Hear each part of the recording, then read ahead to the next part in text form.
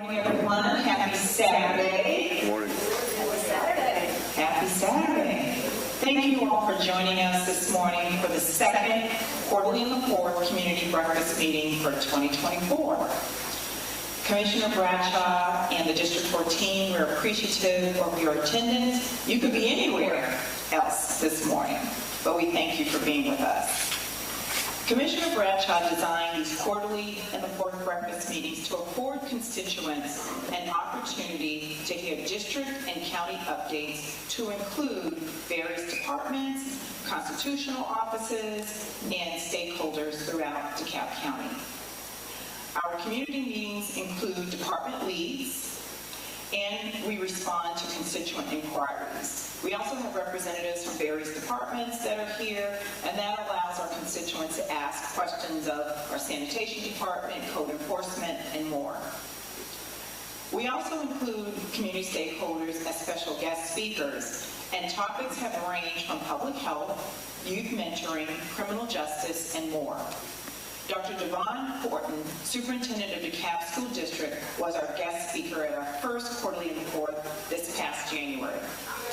Today, DeKalb Public Safety Director Jack Lumpkin Sr. and Rebecca Gwynn from Lifeline will be special guest speakers this morning, as well as Community Development's CARE team. They will be here this morning providing information regarding program and service information.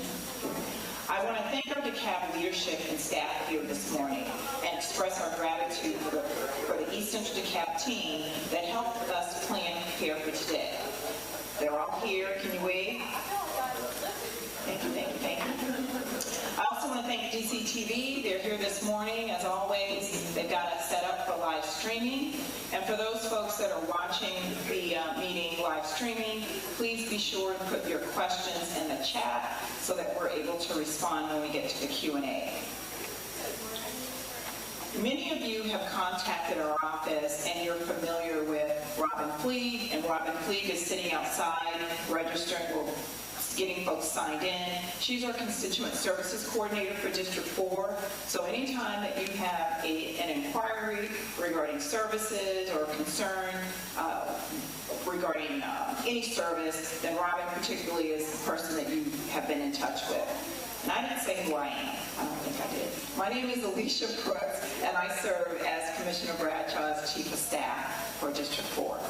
We also have on our team Carrie Cordes. She prepares all of the communications for District 4, so the newsletter, the updates, notices for meetings like this. You're going to get that information from Carrie. And Carrie, if you can just wave. All right. I thoroughly enjoyed my work in District 4. I, too, am a longtime DeKalb County District 4 resident. Commissioner Bradshaw serves as my commissioner.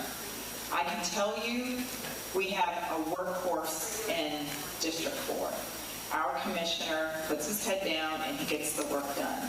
And I know I'm biased, but again, I live in District 4. I know what it was like before Commissioner Bradshaw came into office. And I see the changes. I see the improvements.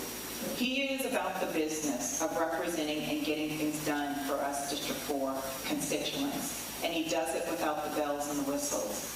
It is my pleasure to serve on this team. Oh, come on in. Come on in. If you don't know where the restrooms are, when you come out of this door, I think you just take this immediate right and then go to the left. There are the restrooms, so I want to get some housekeeping in order. Please make sure that you sign in so that we have a record of who's attended the meeting. And without further ado, please welcome Commissioner Bradshaw.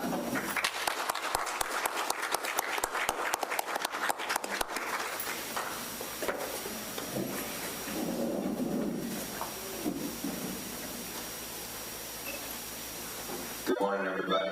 Good morning. Oh, man, that was weak, so let's try again. Good morning, everybody. Good morning.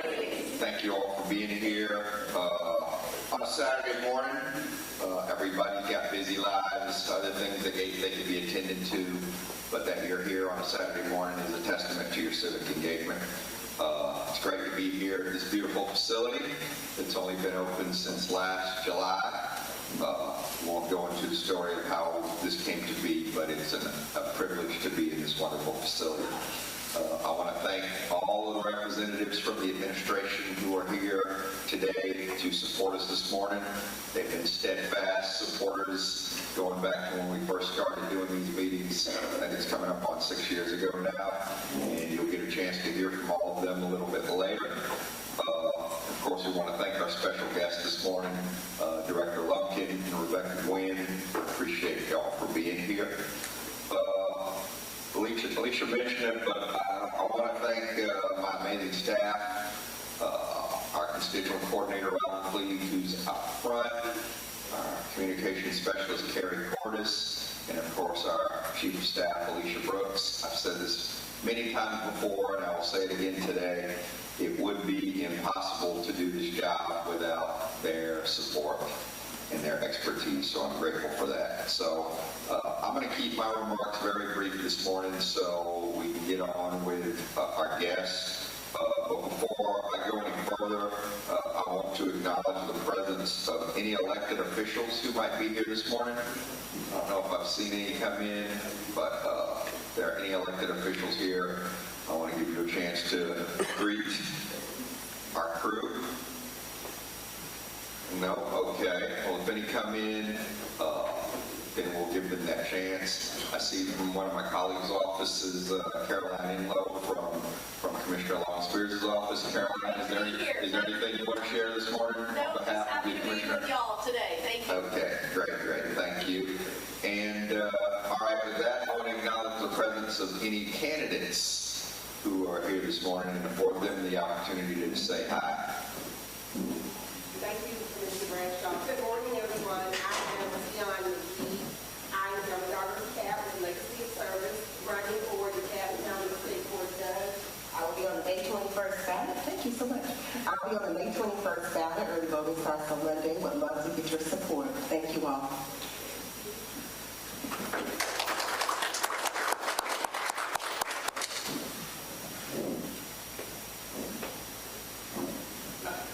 Good morning, everybody. I'm Chicago Johnson, running to be the next District 4 Commission candidate.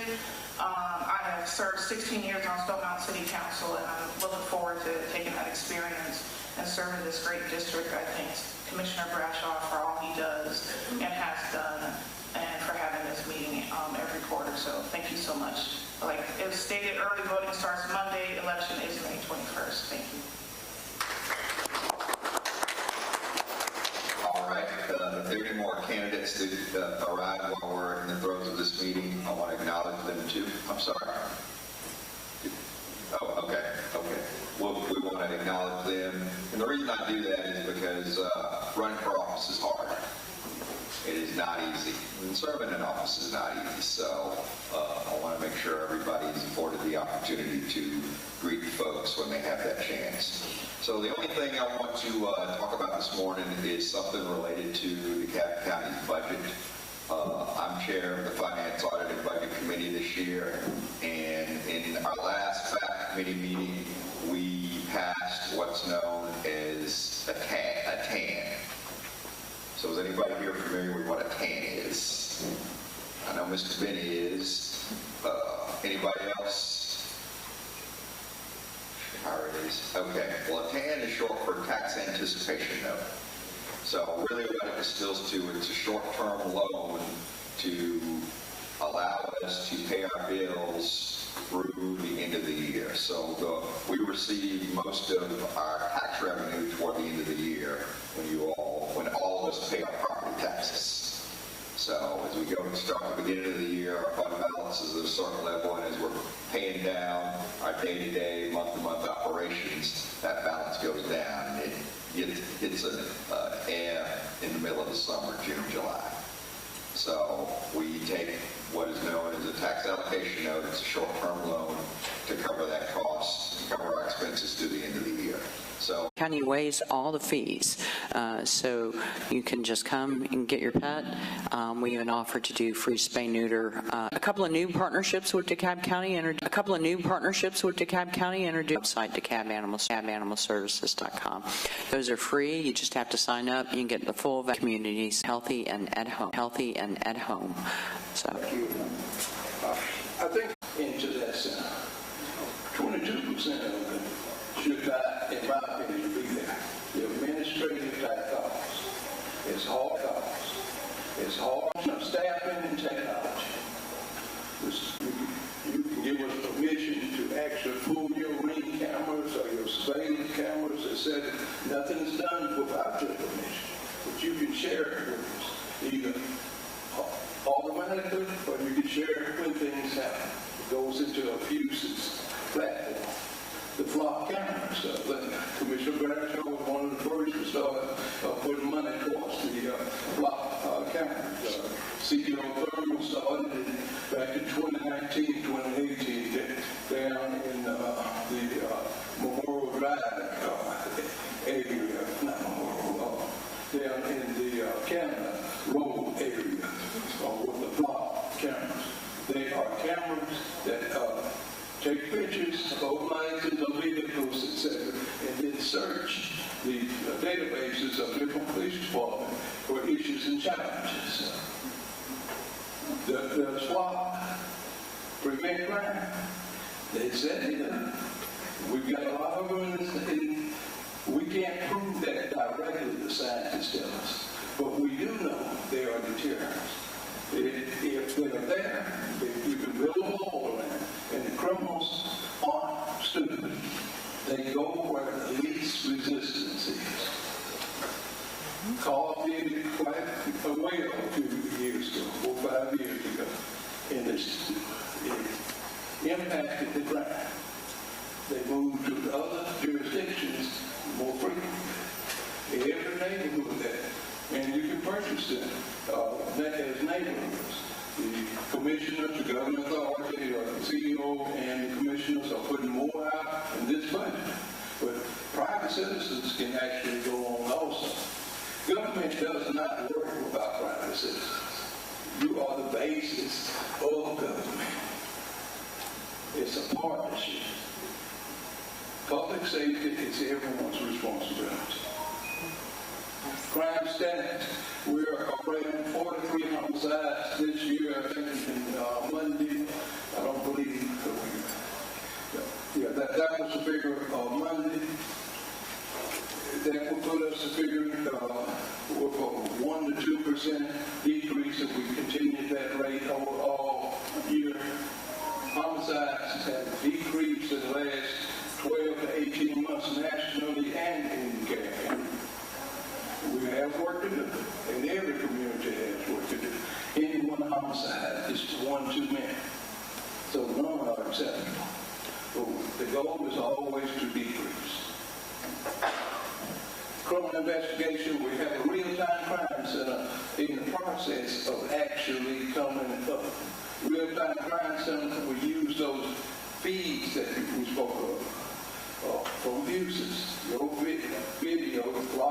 video, flock camera video, and when things occur, they can see into that neighborhood, catch a vehicle going out. Because one yesterday or the day before, where they looked in, saw the vehicle a mile and a half away from it because they had a description, and then each precinct one tracked them down. And got them within the hours of the crime. That type of thing can happen. And the criminals understand it too. They understand where the risks are high. And that's what you're trying to do, increase the risk for the criminals.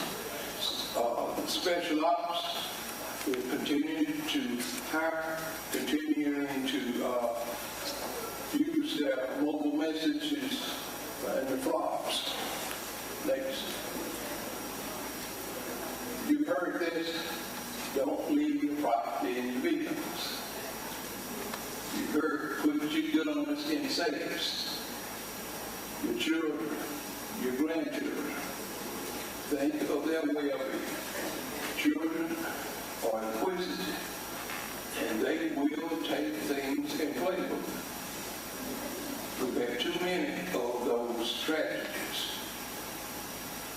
DeKalb County Fire, as you know, Chief Bullen was recognized by the state of Georgia as the Chief of the Year for 2023-2024. That's unusual for a big county to be recognized as a Chief of the Year. Their fire hopes to be at less than 10% vacancy by the end of this year. Fire department in my 40-50 lost a decade. In my 50-odd years in this profession, I've never seen the fire department any fire departments have the vacancy they had after the pandemic. It really hit the fire departments. The fire departments typically could advertise once or twice a year and fill all their vacancies. That's not the case in America at this point. People don't want to. In particular, paramedics and all of ours are EMTs, DeKalb, and then many of them are paramedics. They did not like riding in their box, what I call the ambulance box, when we've got a pandemic going. The risks are higher, and the hospitals start higher, which really gave us a whole lot of competition. Structures, you see, structured fires in DeKalb counties have continued to decrease. EMS services have continued to increase. Most of us in the room have a particular appreciation for EMS services because we have some age on us. Nurse navigation, many people don't want to use it.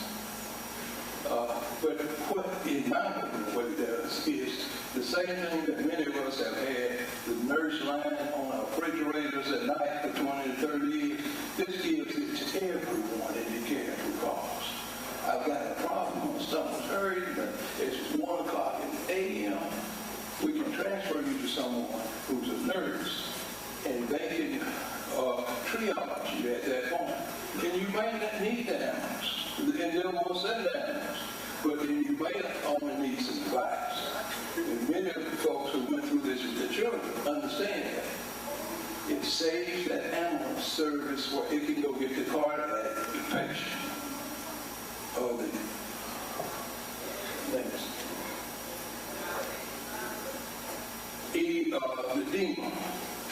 DEMA is a planning functional unit that's responsible for the entire county, unincorporated, as well as the cities and municipalities. But it plans for the worst case scenarios. What happens if the plane goes down? What happens if we have an explosion? What happens if we lose a bridge? What happens if our tank farm goes up and off? How do we handle that? Who's going to be in it? And also, bad weather.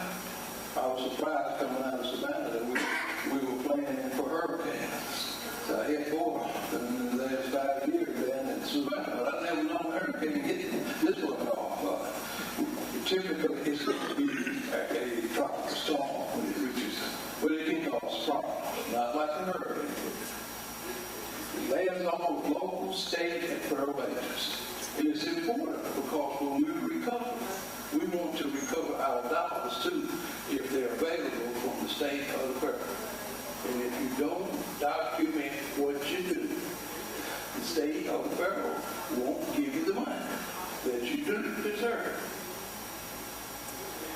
The heat and cooling is really been a problem. In cold weather, we think about 5 times the number of people we serve this year. Someone's in here a while ago, I saw that they could tell me that. But we could increase the bed capacity in DeKalb County significantly for the unhoused. And last year we increased the opportunity for individuals to get out of that heat that can cause death tremendously.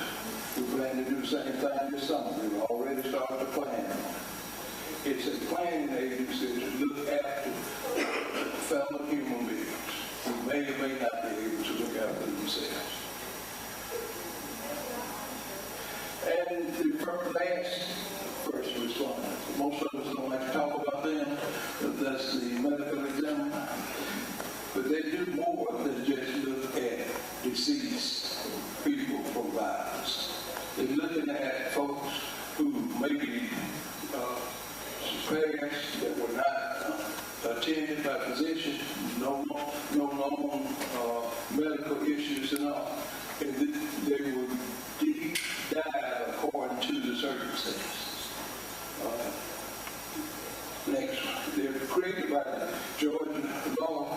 They do not fall under the police because they have to help the police determine on a number of cases whether it's a homicide or natural death. A lot of times you can't tell, depending upon the circumstances and the decomposition, whether it's natural or not. They have to take it and do it. And so they should not be influenced by any other source. They're independent, they have medical doctors there that staff it, and they have a number of DeKalb employees. It's also the office, the professional order is contracted to doctors. The staff fall in terms of the investigators are DeKalb County employees that go out and help the police on the scene. Next. If you could read that for where you are. It's hard to read it. 1,000 number of deaths certified after postmortem examination. 320 number of deaths certified by postmortem. They were able to get you the records and find out I had all these maladies and the death and other circumstances. Don't use yourself to death, Jack. At my age, I don't do that. But they were able to use records, circumstances to determine. And then some that they looked at, 1997, they determined they should not have to go into any of that. That was just clear why the death was. They're very, very important. Only essentially the major counties. Georgia still operates on the coroner system, which is the Georgia state law system. But this system, the medical examiner, is a professional, much better system in my opinion. Thank you all. So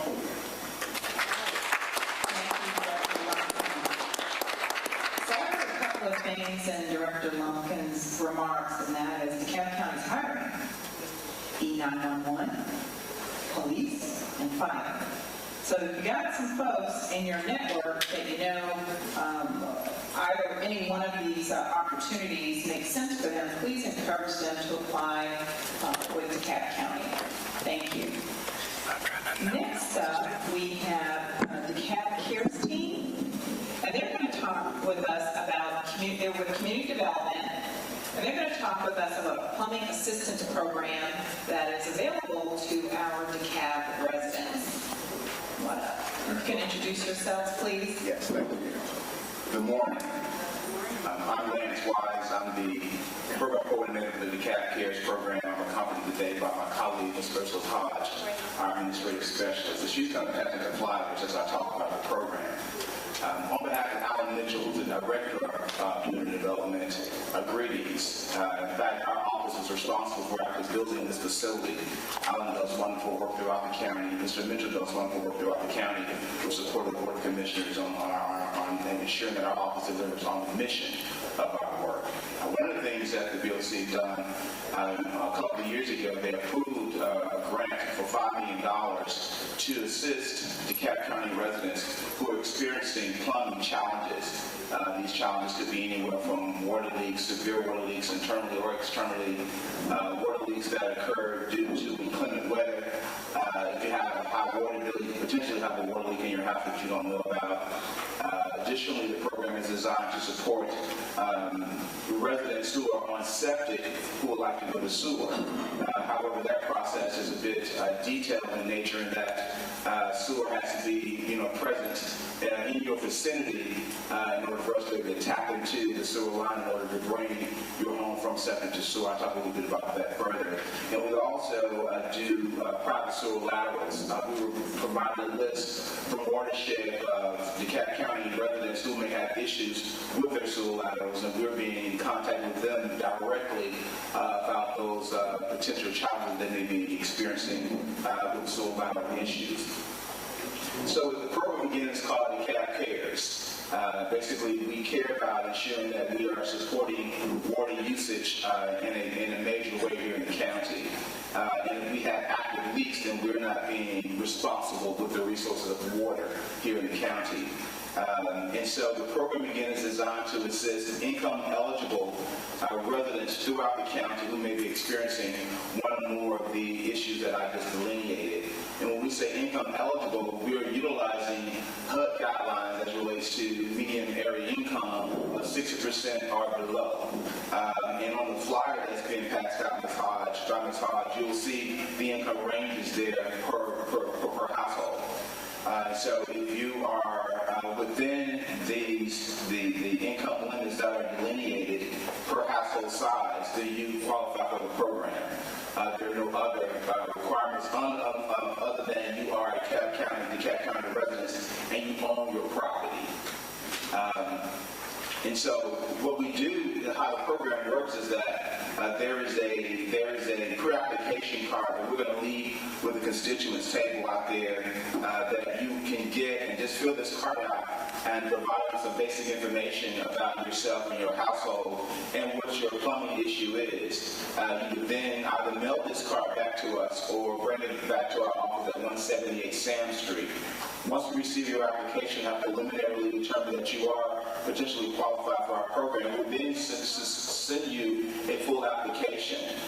This application is a pretty detailed application that requires a variety of documents to be provided to the office. Those documents contains your income verification. So if you are, let's say, a senior who's receiving some type of SSI, you would just need a copy of your SSI determination letter. If you are a working household, we just need verification of your income through your W-2 or your pay stub, and we would do the income calculations that way. And so once we determine that you are eligible for the program, we then send out an inspector who is a certified plumber, who is a vendor of the county that we vetted. And again, this individual is responsible for actually going out to your property by appointment and inspecting your property to determine what those water issues that you are having. Again, if the water issues relates to internal plumbing issues, whereby you have an ongoing toilet running all the time, as an example, or something that's a faucet running all the time, you can't solve that problem. Or it could be something even major that you have, antiquated piping in your home. It could be, copper piping, or I'm not a plumber, but the old pipe in your home. We can go and look at that and maybe even be able to replace the entire pipes in your basement that are leaking. And so once we make the determination of what those issues are, that issue that you're having is, then we have other plumbers that would then bid on your job. The inspector gives us a work write-up about what those issues are and gives us an estimate. We then give that work write-up to two other plumbers so they can then bid on your job. We would then select the most reasonable and responsive bidder and then award that particular plumber the work order. That then plumber who's going to assign to your property will then be in contact with you to schedule a time to come out after to do the repairs. Once the repairs are completed, we then send out a third party who is an inspector to ensure that the plumbing repairs that have been identified have been completed in totality. They then require the homeowner to then sign off on saying that the plumbing repairs have been done up to their expectation. And then once that occurs, we then pay the plumber for the work and move on to the next job. So we're very excited about the project. Again, this is free plumb repair for individuals who qualify. And the only qualification, again, is that you income qualify. 60% or more of the area median income is the income ranges are delineated on your property, on the flyer. If you know of individuals who are in need of this service, feel free to give them our information. We do operate on a schedule by appointments. When you want to come in to drop off your paperwork, you can give us a call, give Ms. Hodge a call, and we'll schedule a time for you to come in and drop off your paperwork, and we'll evaluate your paperwork there with you. Or you can just simply send the paperwork back to our office, and then we'll evaluate it that way. If there are issues that we have with the paperwork not being completed in its entirety, we would then get back in contact with you to let you know what documentations are needed to complete your application packet. Today, we've completed about 173 jobs. The program, as I understand, is going to last until 2026. We're hoping that we can last even further than that, but right now it's until 2026. And again, was $5 million. 4.5 of that is allocated directly for the plumber repairs that we talked about this morning. And again, those plumber repairs are private school landlord challenges, and if you are one of those homeowners, we have your name, and we'll be reaching out to you directly. If you have an issue related to a water leak due to high water bills, that's eligible. A water leak due to inclement weather, so when the weather changes on us and it gets cold and pipes burst and things of that nature, we're out there immediately to help resolve that issue. And then the last one is, of course, as I indicated, going from septic to sewer. And again, we would love to be able to help as many residents as possible. First come, first served basis. Right now, we probably spend less than $1 million of the award right now. So we've got dollars left to continue doing this work. So again, we're going to leave these flyers with you today. We're going to also leave some of the information cards. Please take those, fill those out, give them to your friends and neighbors, and we look forward to working with as many residents in DeKalb County as possible. All right. Thank you, Mr. Wise and Ms. Hodge. Thank you. What I just heard is really good news for DeKalb County residents. Many of you, if you own a home, you probably have a plumbing problem, right? I have.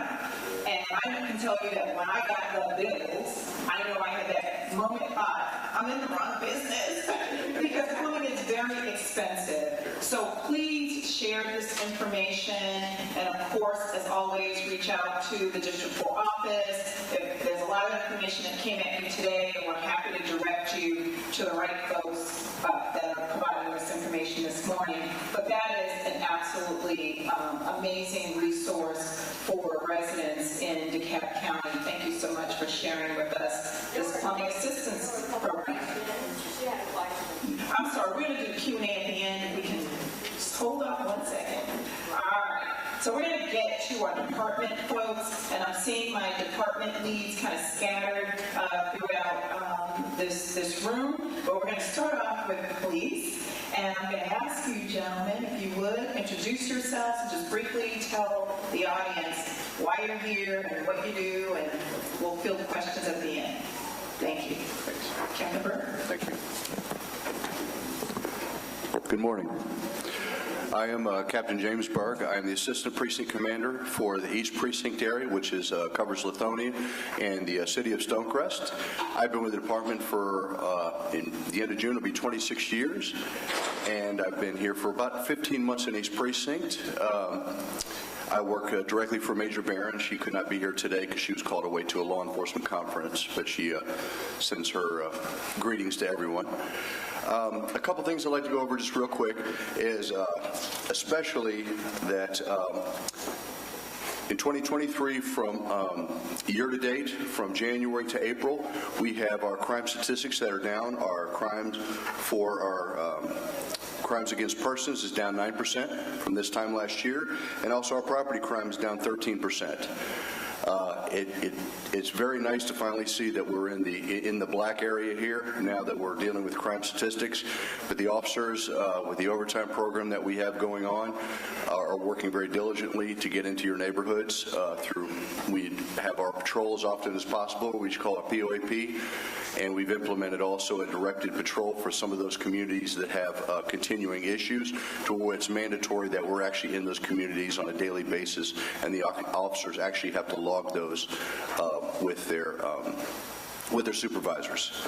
A couple of different meetings that we have going on in the next couple of weeks. We have our Coffee with a Cop at the Mystery Valley Golf Club on May the 7th. We have, and this is countywide, at the Farrington Walmart at 5401 Farrington Road. We have our safety fair on Saturday, May 11th, and that's from 10 to 2.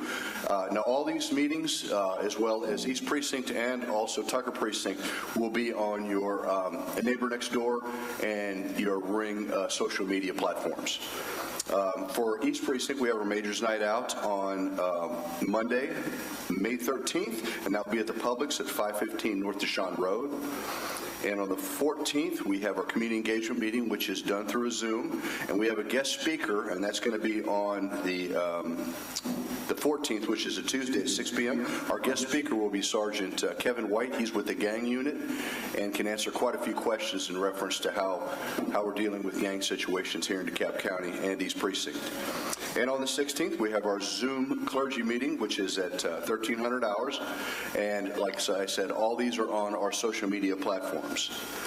One thing that I promised Major Barron that I would go over is the slight uptick in our entering autos that we've had, and I would like to kind of elaborate on what Director Lumpkin said. One of the biggest issues that we have with the entering autos, and we're trying to get in this community and deal with those situations, is having guns stolen out of vehicles. Please, folks, do not leave things in your vehicles. I know over the last 2 weeks where we had 26 incidents, we had 6 guns taken out of those vehicles that can be used in very serious crimes. So it's just something I just wanted to elaborate on, and I promised Major Barron that I would do so for her. But I appreciate your time. Thank you so much. Thank you. Thank you. Good morning. I am Captain Pierre. I'm the Assistant Precinct Commander of your Tucker Precinct, which consists of Tucker and Stone Mountain. Been with the county approximately 24 years. Major Harden is the commander of the Tucker Precinct. Wasn't able to be here today, so I'm here in his place. I just want to piggyback real quick on something Captain Berg just said. He stole a little bit of my shine in reference to these entering autos, which are car break-ins. If you're not familiar with the term we use is entering autos, car break-ins. Not only are they getting guns, but in my opinion, they're specifically looking for guns. We deal with entering autos where these perpetrators pass up sometimes items in the vehicle because they didn't find what they're looking for, which are guns. So like Captain Berg said, please, try to be safe with your weapons if you do have them, because because of the laws that we have in the state of Georgia, you're allowed to have your weapon in your vehicle, in your home, on your person, place of business. You're pretty much allowed to have it anywhere. So these perpetrators know this, and that's what they're specifically looking for. It kind of goes hand in hand. I will say that since year to date at our Tucker precinct, we're down around 7% when it comes to entering autos. That's a testament to the officers out here that are, being vigilant, showing presence, and, a lot of our officers and supervisors working overtime to be out here and show force. But in turns, we're down, I would say, around 14% year to date when it comes to aggravated assaults. So they're not getting their hands on these weapons, and they're not committing crimes if they don't get their hands on these weapons. So some of that stuff goes hand in hand. So I'll just kind of leave it at that, and we'll leave it for some Q&A when we get done, if that's the case. But thank you. Thank you. Thank you, Captain Berg and Captain Peter. the District 4 social media. We also post the various copies with COP and all the meetings and events that our law enforcement department facilitate in DeKalb County. And I do want to do a little bit extra. These gentlemen are quite humble, and thank you. Our district, we have had a number of meetings with both of you, with community residents. So District 4 residents will contact Commissioner Bradshaw and say, I'm having this particular issue in my neighborhood, and it's a crime issue. And Robin reaches out to the two of you, and you say, yep, I'm in, I want to be involved, and they get on these calls with us, and there are occasions where we also do on-site, in-person in the neighborhood, and they help to facilitate that discussion and give us residents really good information on things that we should be thinking about in terms of being a part of that safety piece, as Director Lumpkin talked about. It's, crime is about all of us, and all of us have a role in it and a part of how do we keep ourselves safe. And so I want to thank you and your other comrades that anytime we call on you, you say, yeah, I'm in, and I'll participate in that call. We just had a meeting the other day with Captain Bergen that went pretty good. Yeah. I think it went pretty good. The other thing that I want to say about the car entering, I know that there's new signage that's being deployed in particularly shopping plazas, just reminding us not to leave anything in our cars, to lock our cars. And that's something that's not costing these property owners anything. The DeKalb County Police Department decided this is necessary, it's important, and we are going to foot the bill. So I want to give DeKalb County another star for that, because I didn't know that you all decided to pay for that out of your own budget, but it's helpful because it reminds us, many of us are moving quickly and we forget to lock the car. I lock my car because I like my car. So I want to come back and I want to find it there. But there are people, for whatever reason, they don't lock their car. There was a time when we were holding these meetings and we heard constituents say, I don't lock my car because I'd rather for somebody to get in it and break my window. I couldn't make that connection, but folks were doing that. So Main Street. Yeah. So thank you for being here. All right, so for my DeKalb County department heads, if you can start making your way here, I know you're sitting down comfortably. So we got code enforcement, Director Hardy. We got sanitation, Director Hutchinson. Come on, get you. You can, if you want to sit there, you can, that's fine. But I know I've got a bunch of books. We got Director Scott back there. And we'll get to it. You didn't know you got busted. We got the ones that want to just melt into the fixtures, but we'll get you. All right, I think your mics are ready to go. If you can introduce yourselves and let everybody know what you do and why you're here. Tim Hardy, I'm Deputy Director for Code Compliance. Code Compliance, we are the regulatory agency for DeKalb County for anything that involves private property and violations. And that's everything from property maintenance to zoning, business license, building codes, housing codes, things of that nature. If you have any issues with your neighboring properties or properties within the community or any businesses that you may pass by on your way home or to and from, any code violations you may think are there, we're the people to call. And we'll vet it, make sure that the violation exists, and then we start our compliance efforts. It's April, almost May. Grass is really growing now. We'll start to get a lot of overgrowth type complaints, so we welcome them, keep them coming. But that's where we peak around the summertime. We run about 800 complaints a month. So that's it in a nutshell. For code compliance, I'll be here to answer some questions. Oh, I'm sorry, one more thing. Some of you may have seen a demolition schedule. We have about 11 structures that will be demolished over the next 2 or 3 weeks. 4 of them were taken down in the last couple of weeks. I have that schedule with me if anybody wants to review it. So, thanks. Thank you. Director Hutchinson? Good morning. to everyone. I am Tracy Hutchinson. I am the Director of Sanitation, and I also manage beautification and curb bumping. And just wanted to say thank you again and good seeing everyone this morning. As we approach the summer months, thank you. As we approach the summer months, we know that, everyone's going to be out of school, kids out of school, parents will probably be home some. We just want to remind everybody to please be sure not to park your cars or excess cars on the street. The sanitation trucks must have clear access in order to pick that roll cart up.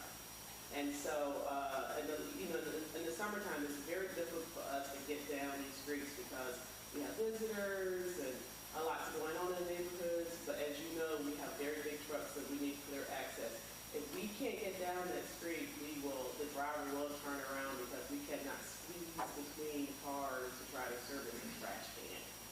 And so the resident will ultimately call back and say that we have missed them. And please note that Fridays is a missed day. We cannot come back the same day that we're trying to pick up everyone else to try to pick up one street. And so we try our best to respond back as quickly as I can, but Friday is the missed day for sanitation.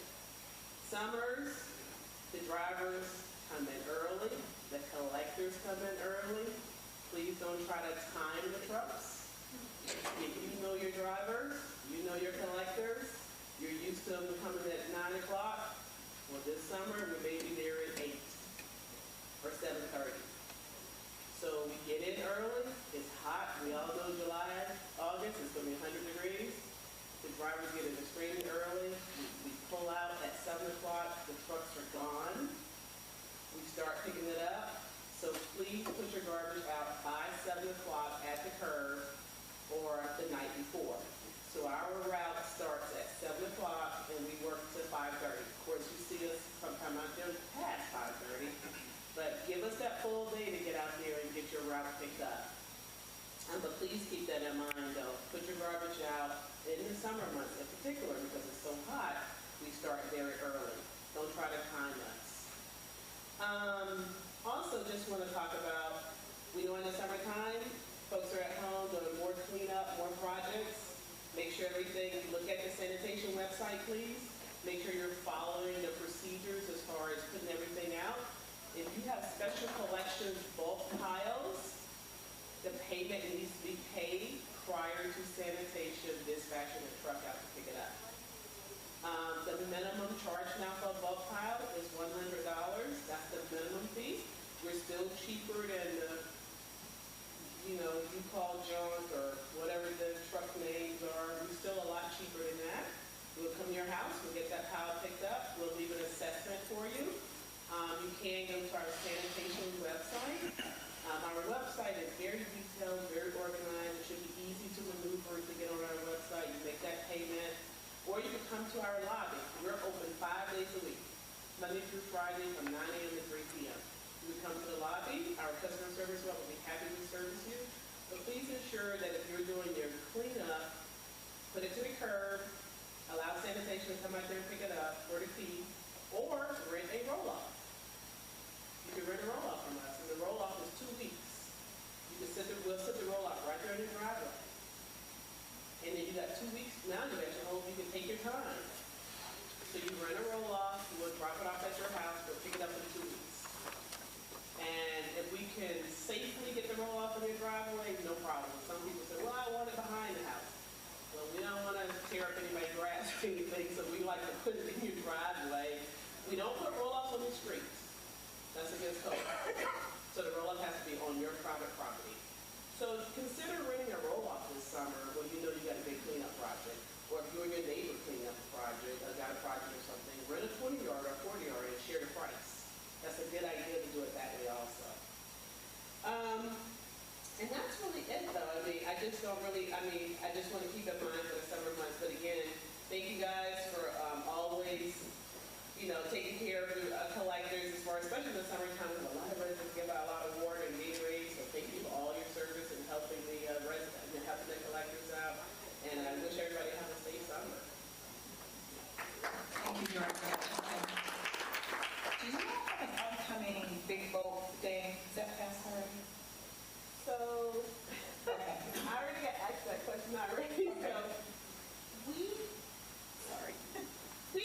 what we call clean sweep in the past. We've done them for years. We're actually in the process of wrapping one up right now. It's been quiet. We're doing it. So we're wrapping it up right now. The reason why it was not advertised, we never get done. If that makes sense. So we know what areas need to be serviced. I've been on my phone all morning with my general foremen and collectors. We probably got about 14 crews in every district. We got about 10 to 14 crews working today. We've been working for the past 4 Saturdays. Free to the residents. We have been picking it up, quietly doing it, but this is my last Saturday. So we expect to do it again later in the year, quietly again. We know where the stuff is at. We're there 52 weeks out of the year. We know the districts, we know the concentration, we know the streets. We're doing it right now today. And we have mowing crews out today. We have crews picking up litter. Because, we all know that DOT is really stretched. So we're doing, today we're doing Glenwood ramp, Covenant Highway ramp. We're doing some mowing on Redan Road. We're doing different areas. We have moved around the entire county the past 4 weeks. We've done Henderson Mills. We've been all around the entire county the past 4 Saturdays, picking up litter and cutting grass. And the crews are picking up all these piles. Thank you for that. All right, so we have Director Hayes and Director Bunky. Sorry. I'll go ahead. I am Rick Lemke. I'm the Public Works Director. I'm over sanitation, Tracy, roads and drainage, fleet, and transportation. And one thing I'm going to make a comment right away is that Tracy is perhaps a little bit more tactful than I am. I'm old, I have no patience.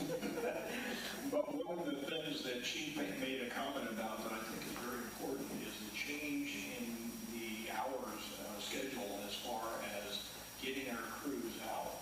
And it's not an arbitrary decision that Tracy makes to do that. It seems like every other year we literally have someone fall off the back of a garbage truck from heat exhaustion. And you think about it, these guys are out here every day, or virtually every day, and they're in 90, 95, 100 degree heat, 95% humidity. It is brutal. So trying to accommodate the needs of our employees and provide for the safety is very important.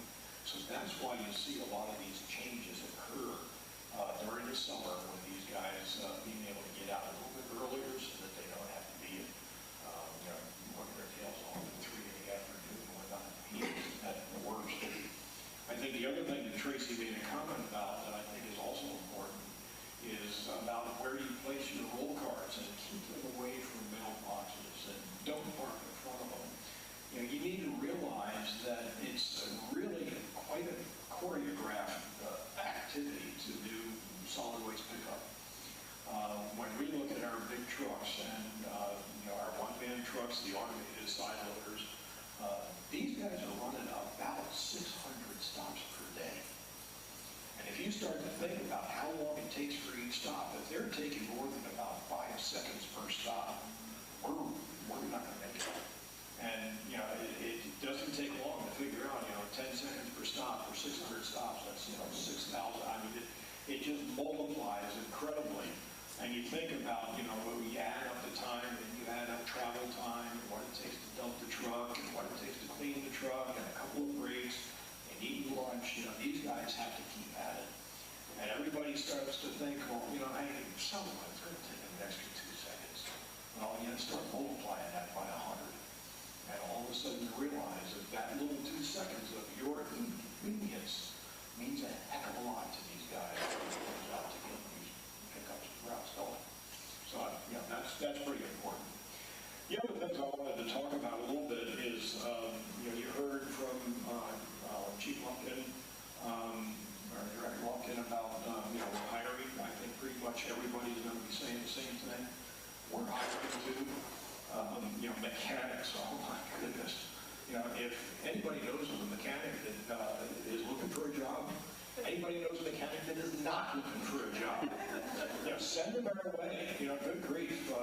It's brutal trying to keep, a staffing up as far as qualified people.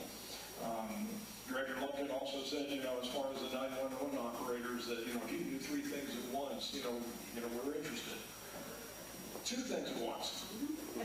If you can chew gum and walk, we're probably going to give you an interview in some of these labor positions that, we are more interested in getting our staffing up. And Director Lumpkin is absolutely correct that, during the COVID process, we saw a lot of changes that many of us have never seen before when it comes to staffing, when it comes to our ability to retain employees. And it has still, COVID is supposedly over, but it has repercussions that are still happening today. So staffing is always a big issue.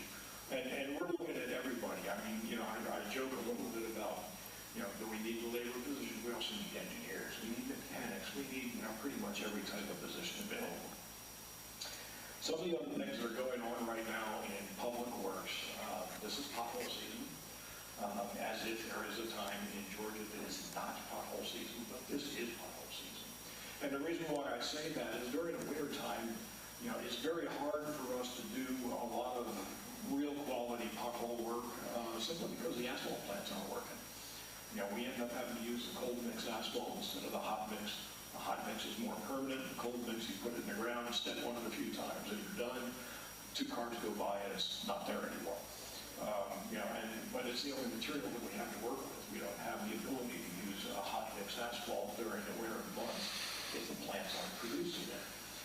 So, we do the best we can. But at this time of the year, usually about April, late March, April, and into May, we'll start doing a canvassing essentially the entire county and do what we can to do what we call, I'm not sure who came up with the name, but Pothole Palooza.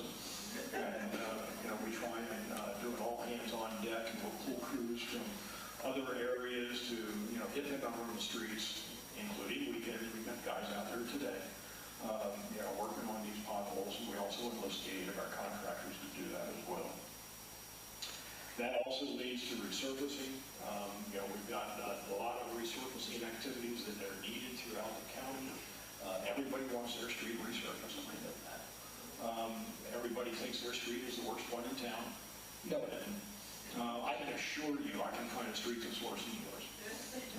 And we try to do everything, worst first. We try to do as much as we can. In years past, prior to the time that the county had passed the SLOST initiative, the county was only able to do about 30 miles of street in resurfacing per year. We've got well over 1,000 miles of street in this county. And, you figure resurfacing is supposed to last about 20 years. That's some kind of a rough engineer's estimate of what your life expectancy is for that kind of maintenance. Well, at 30 miles a year, you can pretty much, do the math.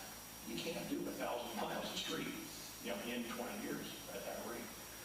SLOST enabled us to increase that. We did over 300 miles in that first issue of SLOST, and we've got more SLOST monies coming at us now with the thankful to the voters that we've got a second term of SLOST is coming up, and we'll be able to do a lot more resurfacing. Only problem is when we started SLOST in 5 years ago, we were able to do resurfacing at the rate of about $350,000 per mile. The last bids we opened, $950,000 per mile. Oil prices have risen. Labor prices have risen. It's, all these companies are having the same problems as the county has had as far as personnel. So as a result, we've seen costs just skyrocket. We can't control that, but it's going to have an impact on how well we can keep up with the needs throughout this county. But we're going to try and do our best. The only other thing that I really wanted to talk about a little bit was storm response. We have all these storms coming up, all the large events that are going to be coming up. Trees are going to be coming down.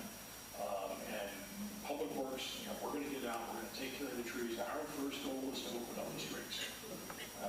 We kind of joke a little bit about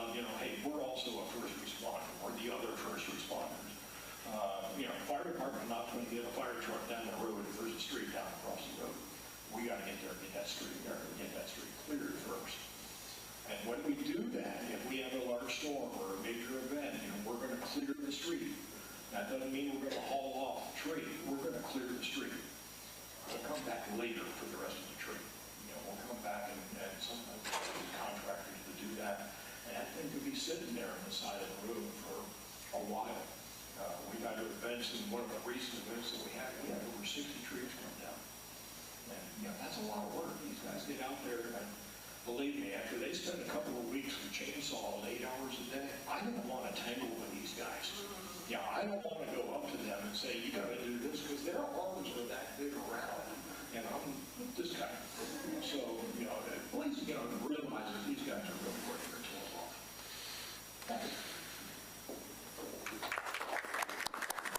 Director Lemke. All right, so we got 2 more directors, Director Hayes, Director Scott, and we're at the 10:30 mark. If I can just ask you guys to do your elevator speech, that would be great. Thank you. Absolutely. Good morning, everybody. I'm the Human Services Director, Dana Scott.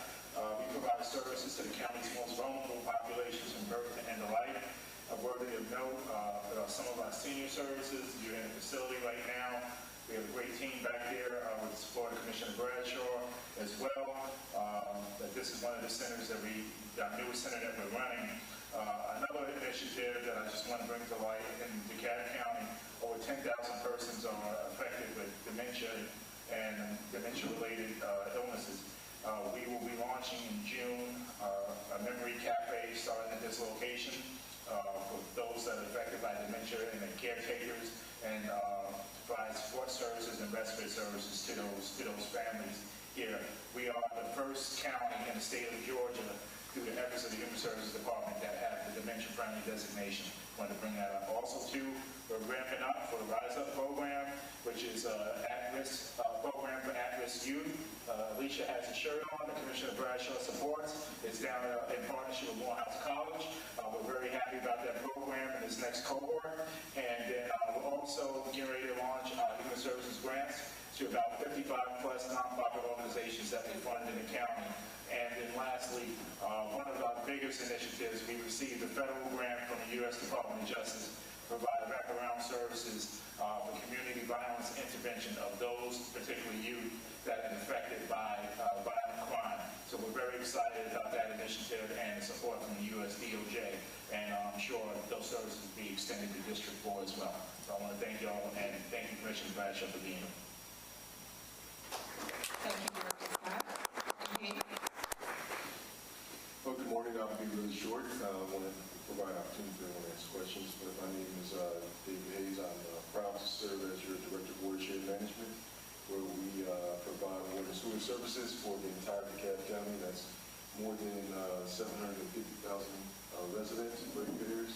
And we manage and maintain 6,000 miles of water and sewer pipe, and we provide about 70 million gallons per day of water to you guys, and we treat about 56 million gallons of wastewater per day. So here to answer any questions that you have. And, All right, thank you. Thank you, Dr. Hayes. So we're going to get to the Q&A, and I just want to remind some of you and inform others that this is a one-of-a-kind meeting that happens quarterly, where you get the opportunity to ask questions of the department leads and or representatives. There's no other district that offers this resource to its constituents, and it's something that District 4 absolutely wanted to stick with. And even during COVID, we started doing it virtually on Zoom. So I think I saw you earlier as one of the first questions. You ready?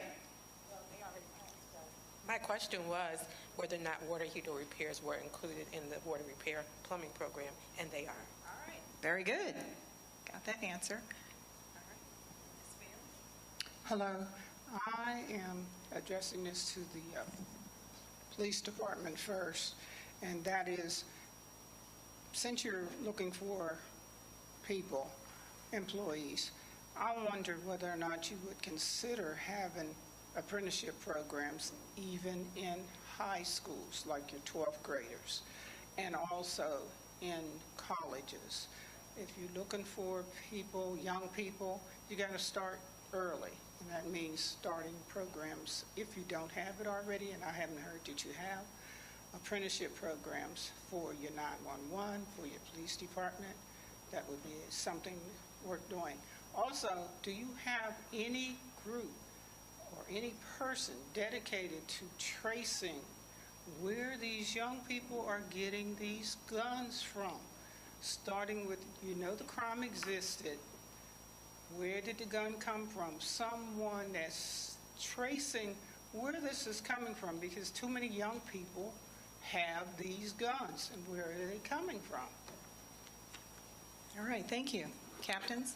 Real quick, the gun issue, actually, which we were addressing earlier, they're getting them out of these cars. They're breaking into these cars, and they're getting a lot of these weapons, and they're using them to commit the heinous crimes against one another, against other constituents of the county and stuff, whether they be a lot of them drug-related or whatnot. In reference to being in the schools, we have been in the schools. We do not currently have an apprenticeship program, but what we have been doing is we've been going to the different military bases and speaking with some of those individuals about recruitment. But I know some of those things are in the work for some of the younger generations through the high school, and even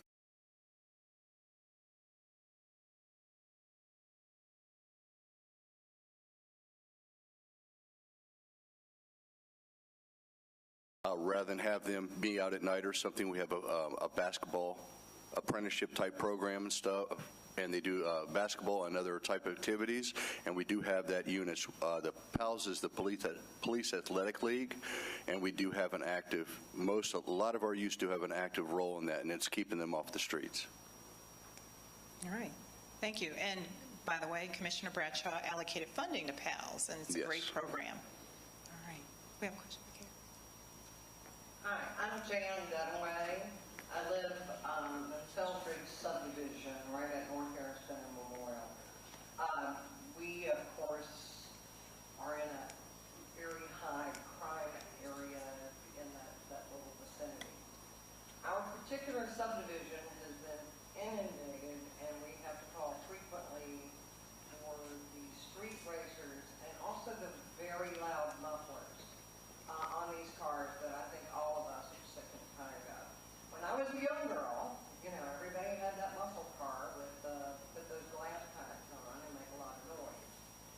Today, I understand it's illegal, but it appears we're not actually enforcing it. Is there a reason for that? So that's my first question. Second question for Lifeline. She is still here. There was a program that y'all had for the feral cats in the community for catch, spay, neuter, and release. I want to know if that's still going on. We have a bit of a cat problem in our neighborhood. Not that I'm terribly worried about it, but we don't want it to get so bad. So those are my two questions. All right. This is Captain Pierre of the Tugger Precinct. Let me first address the street racer issue. This is something, if you watch the news, this is something that is not a local issue. This is a national issue. And not only is it a national issue, but we have subjects that come from out of town specifically for these gatherings. With us, it's about safety. We always respond. We try to respond in numbers. We try to put action plans together to deal with these issues, but these are well coordinated gatherings. We're also partnering with a lot of these businesses, because what we're finding is some of these businesses might be allowing some of these gatherings, on private property, that one thing turns into another, and now we have a big issue. But these are coordinated issues, and we will not put the public's safety in jeopardy, to catch some of these guys that are doing these tricks on the road, and it ends up being, some type of police chase. All right, we will respond. We will try to address the issue as best as we can, but at a certain time, we have to let them get out of here. We're not going to start chasing street racers, down the interstate or down Memorial Drive. It's a big safety issue for everybody, but we are addressing it. We do respond, and we do the best that we can do with these well-coordinated efforts. And like I said, this is a national issue, and it's it's well-coordinated and it's well-funded by these guys. But we have made big strides and put big dents in some of their operations. Well, there's not much I can say about someone's loud muffler. But there is a state law against it. There is a noise ordinance. It's something that we have sound meters, and it's something that we actually have to come out and witness. And rarely do they want to show us their loud mufflers, But it is something that we can address if it's something that we witness. All right, thank you. All right, Rebecca. Yes, absolutely. We still have the community CAT program. We've got a couple of different variations. There's one that's through our enforcement partners where you can, I think they'll deliver a trap to you, and then if you catch the cat in the trap, they'll pick that up. We'll spay or neuter the cat and bring it back. So, and then we have low cost, and we're working on with a couple of the commissioners getting some no-cost surgeries for community cats. We do have a trap loan program as well. Yeah, so you would probably go to lifelineanimal.org, and we've got all the information about community cats. Thank you.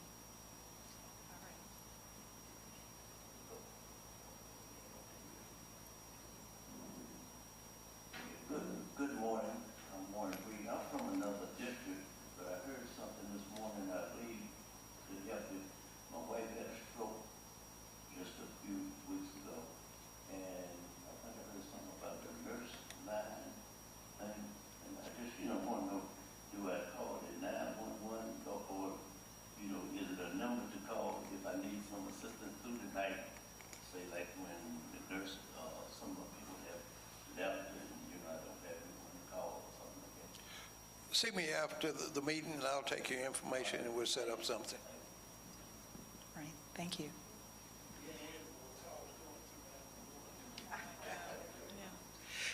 First of all, I'd like to say that anytime I see the police out and about, and they're where I can, I give them double thumbs up because y'all are doing a really good job. And I want to thank y'all for that. And the 911 is very responsive. We do have weird stuff that happens in our neighborhood, and I'm the one that always seems to see it, but I'd rather catch it early. The other departments, sanitation, water, all these things, I greatly appreciate the good job you're doing, and I just wanted to say that up front. But I did have a quick question addressed to you, I believe, with the infrastructure of the sewage pipe and the water and all that in this county. I believe y'all are working on hitting and getting some more of that upgraded. Am I correct? Well, thank you. I hear people complaining about, well, they got this going on, they're going to just slowing down my drive to work. I go, shut up. It's going to work out in the long run. And I just wanted to make sure, because around the DeKalb, Decatur area where I'm in, there's a lot of that going on. And I'm glad there's money being allocated for that, and I'm very happy to see it. So, again, thank you all for your hard work. It is not unappreciated in the community. All right, thank you.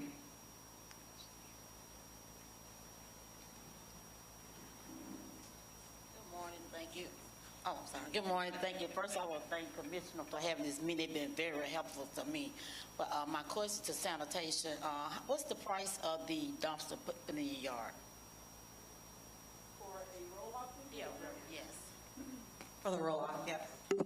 A roll-off container, a 10-yard, I want to say $221 or $220 for 2 weeks.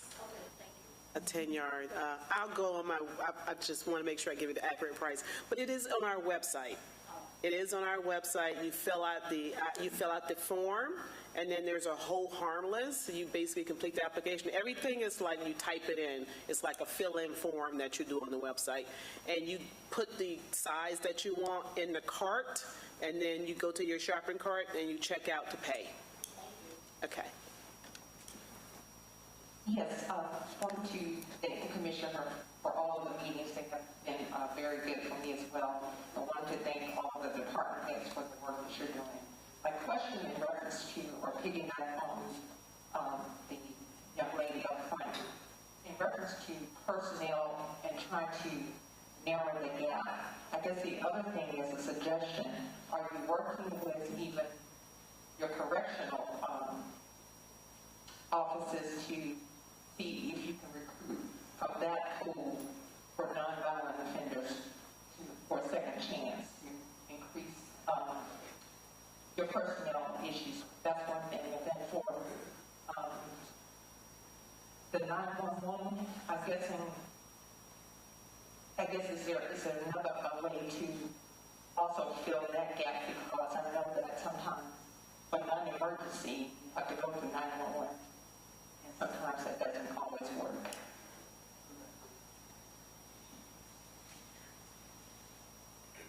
All right. For the sanitation division, a lot of departments have background checks that you have to pass. For the sanitation division, we are considered the second chance department. If you have nothing open on your record and you have served whatever you've been held accountable, we are willing to give you a chance.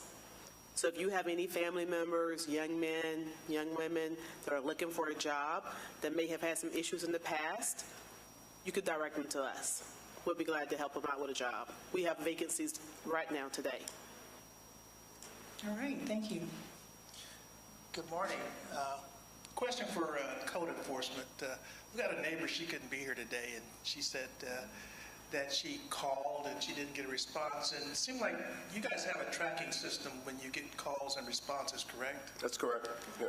So she should just call again, or?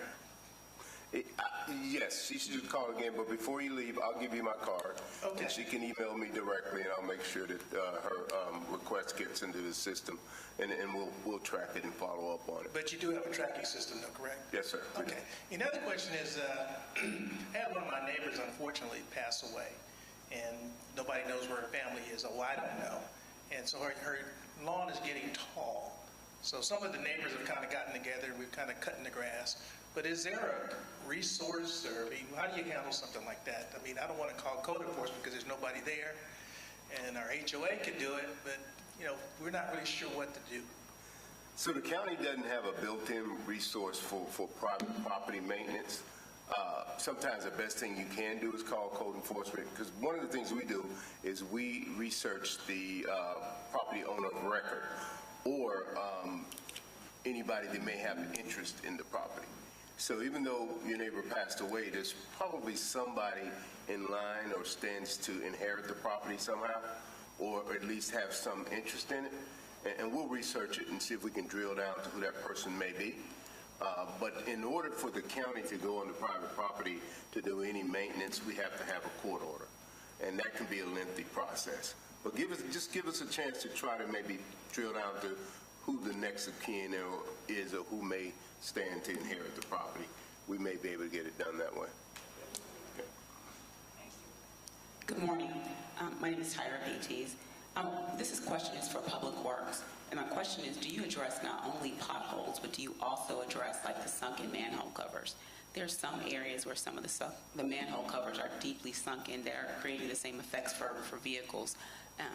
I can say that most definitely the one on Scott Boulevard between DeKalb Industrial before you get to the QT is responsible for blowing several tires of myself and people I know. Those are also an issue. The second question is, who do we work with to try to, I believe this is also with Public Works, I'm not sure if this is Public Works for the county or if it's with the state DOT, but the intersection of North Hairston and Memorial is consistently been one of the highest locations for accidents. And part of that, I believe, is due to the lanes being misaligned. The lanes for the left turn lane that are going south and the traffic going north on North Hairston are directly aligned with each other. People who live in the area, we know to move and adjust a little bit to the right, but people who are not as familiar don't know that, and they find themselves in bad position to create accidents. At the same time, also, there's the ability to make a left turn on from North Hairston onto Memorial Drive going westbound. At the same time, they're permitted right turns, so that also creates accidents.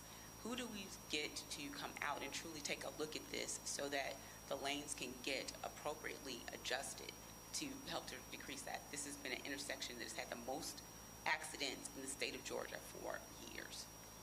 Thank you. Director? Okay, yeah, let me address a couple of those issues. First, watershed and public works actually do get along.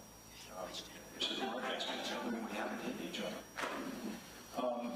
In the case of a manhole or sinking around a manhole or anything that looks like it's over and above a trench, public works is responsibility for maintenance of the streets, and we certainly are going to do that. However, if we see a case like that where it is pretty obvious that there may be a problem or it appears to be associated with a utility line, we're going to try and get a hold of, I'll call David and say, hey, look, can you check out this line first? Because I don't want to get out there with a paving crew and patch it up if there's a water leak underneath it. So they'll end up checking their lines. Once it's confirmed that their lines are clear, then we can go out and use them. We just simply don't know what's there. As far as the, if it's a specific manhole, I'm going to let David address that as far as, if there's a natural problem would be fragment grading. But, for the intersection that you're talking about, the best thing to do is what you just did, is mention it in front of the Public Works Director, which is me. And, I'll get with my crews, that is a DOT maintained facility, but we can coordinate with them and see if we can get somebody out there to see what we can do.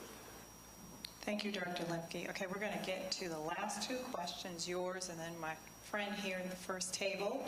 Carrie, do we have any online questions? Nope. All right. Thank you. My question is actually for Commissioner Bradshaw. One of the things, my name is Tammy Hughes. I work as the Executive Director for A Home for Everyone in DeKalb.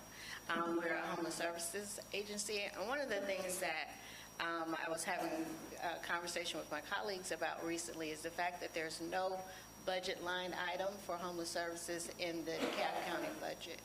And as a candidate for CEO, can you talk about what your plan would be to redress that?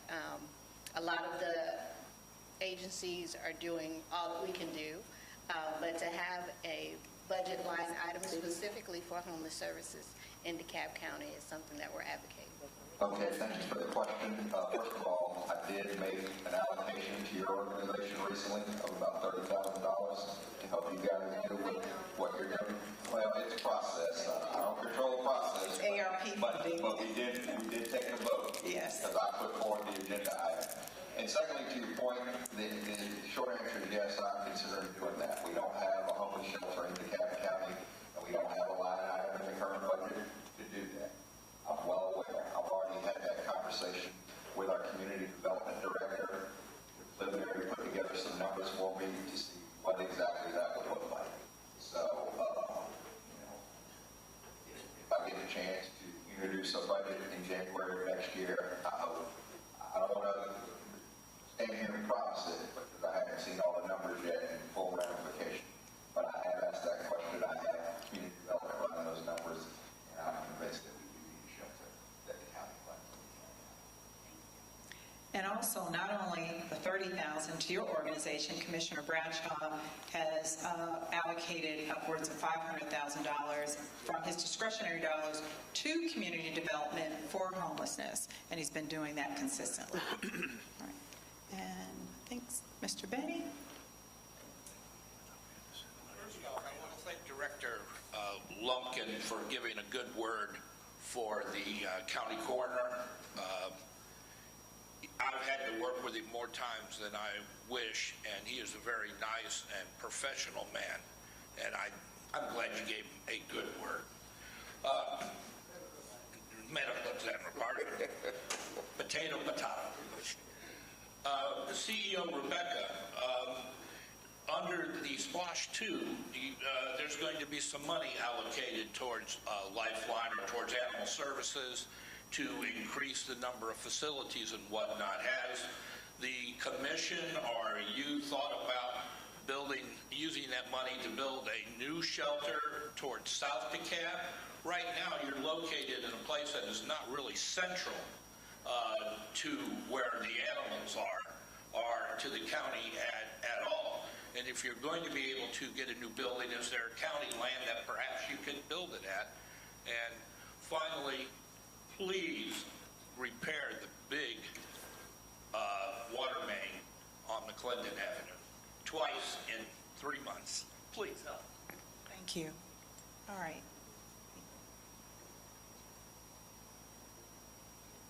Director.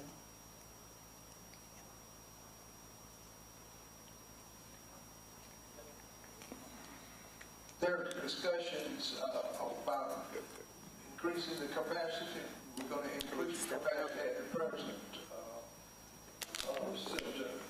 There are discussions going forward with the splash money. Where should it be?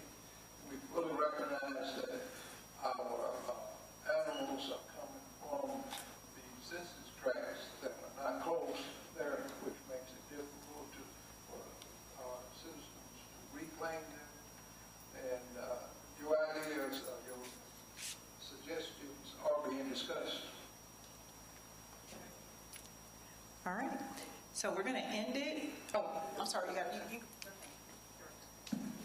So to the question, watershed, we have put together a master plan. In this master plan, we have assessed watersheds infrastructure throughout DeKalb County. And that's about 6,000 linear miles of pipe.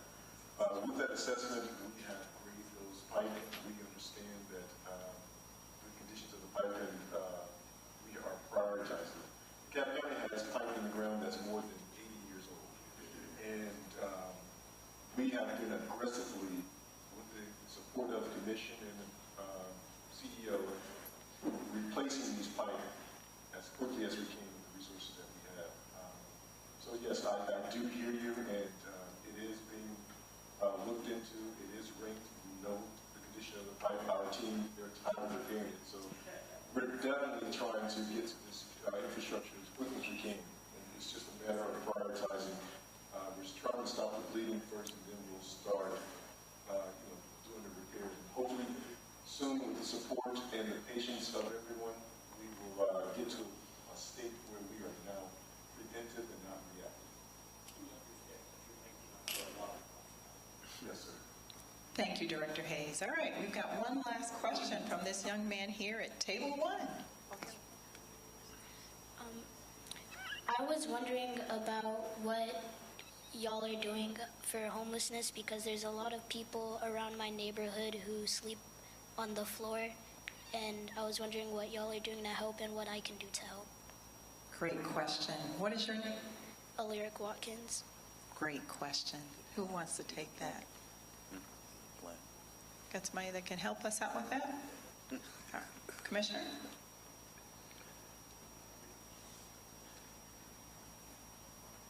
Thank you for the question.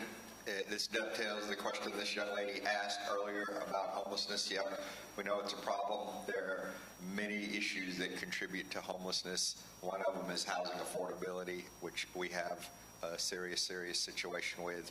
But as Alicia said earlier, I know since I've been in office, I've allocated hundreds of thousands of dollars out of my own discretionary budget to attack that problem. We've got other agencies decisively engaged in that problem. One of the things that I want to try to do moving forward is to create more of a stock of affordable housing. We've got a lot of old apartments, aging apartments in DeKalb County that might be considered affordable, but they're not quality.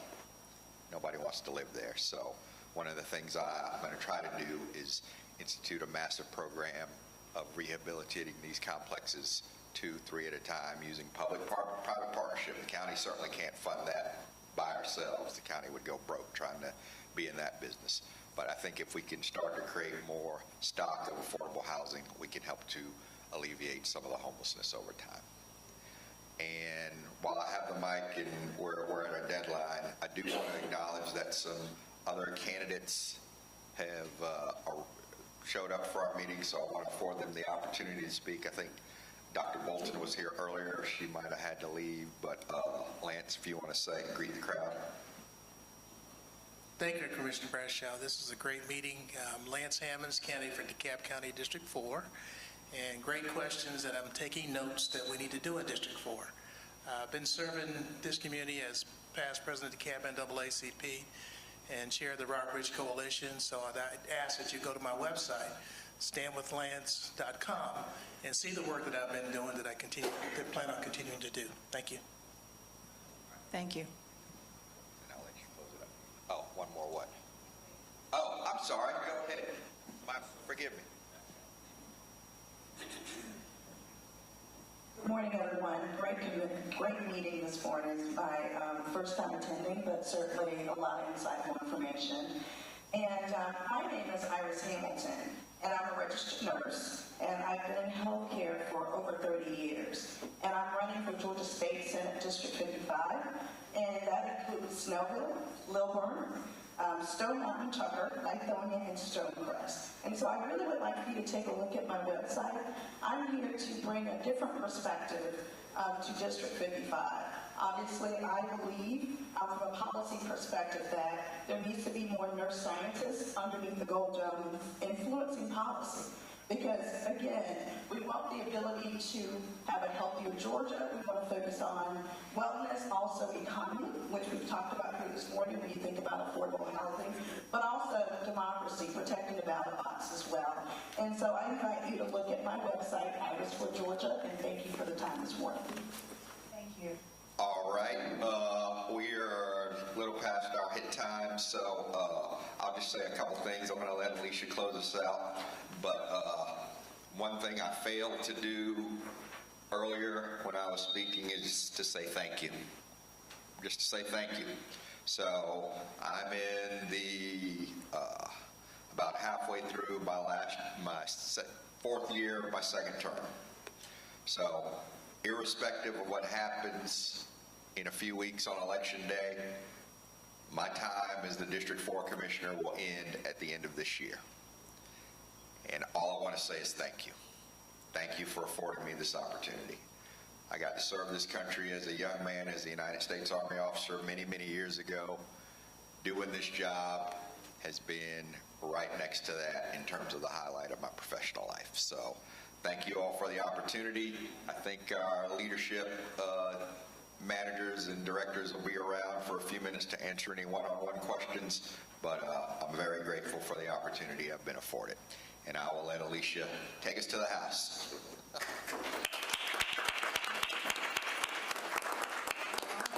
Thank you all. We appreciate you. There's some extra sandwiches. If anybody didn't get enough, please take an extra one on your travel home and travel safely. We will do this again at the end of July, and then our last meeting for 2024, quarterly the 4th, will be in October.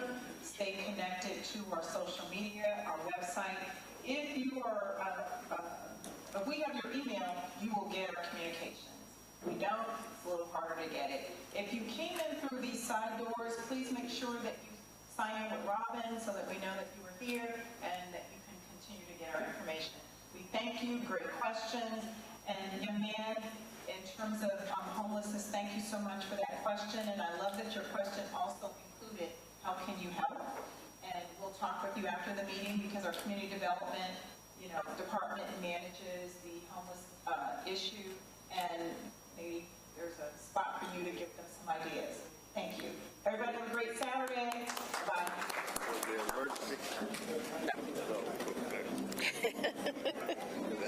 Glad of that. Get that call on Saturday and Sunday, I'll be like, oh, shit. Yeah, no emergency.